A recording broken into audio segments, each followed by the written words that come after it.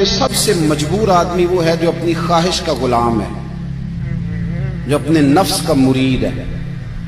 نہ خواہشیں بڑھانا، مطلب گھر میں صبح کا ناشتہ کرتے وقت یہ پلان کرنا کہ آج شام میں نے برگر کھانا ہے، یہ درست نہیں ہے۔ دوپہر کی روٹی گھر میں اچھی پکی ہوئی ہے، اماں نے پسینہ اٹھا کے پکائی ہے، اور صاحب کہہ رہے ہیں نہیں میرا نفس کہتا ہے کہ آج میں نے پیزا ہی کھانا ہے۔ نفس کی خواہشات کو نہ بڑھانا، یہ بندے کو غلام بنا لیتی۔ دنیا میں زیادہ تر گناہ روزی روٹی کے لیے نہیں ہوتے، کہ جو لوگ جرم کرتے ہیں، ڈاکے ڈالتے ہیں، کرپشن کرتے ہیں، یہ زیادہ تر نفس کی خواہشات کے لیے۔ انہیں دوسرے کی گاڑی پریشان کرتی ہے، انہیں بنگلہ پریشان کرتا ہے۔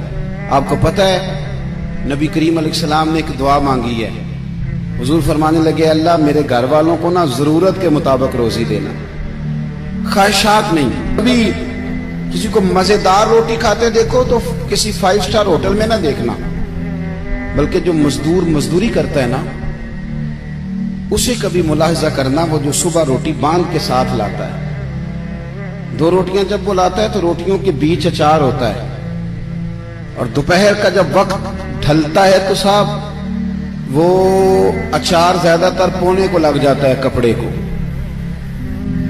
اور مزدور کے کپڑے بھی میلے کچیلے ہوتے ہیں۔ وہ جو ہوٹلوں میں جا کے روٹی کھاتے ہیں تو وہ ڈھب سے بسم اللہ نہیں پڑھتے، وہ ڈھب سے شکر ادا نہیں کرتے، ان کو تو کسی کو پالٹی ڈالی ہوتی ہے، وہ کھا رہے ہوتے ہیں۔ مزدور جب وہ کھانا کھانے لگتا ہے نا میرے عزیز، تو وہ پہلے ہاتھ دھوتا ہے، پھر کسی سے ادھار گلاس لے کے پانی بھرتا ہے، اور پھر وہ جب بیٹھ کے وہ روٹی کھا رہا ہوتا ہے نا تو لگتا ہے دنیا کا سب سے مزیدار کھانا یہی کھا رہا ہے۔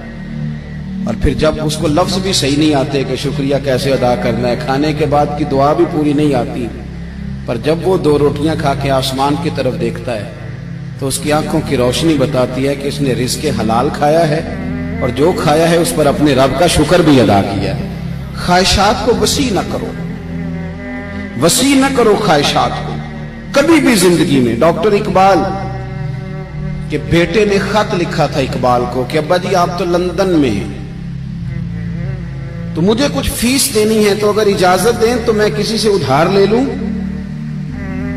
آپ نا ماں اور باپ کو کبھی کبھی کٹہرے میں کھڑا کر دیتے ہو جب کہتے ہو کہ پکنک جا رہی ہے مری، جہاں سے مرضی ادھار لے کے دو۔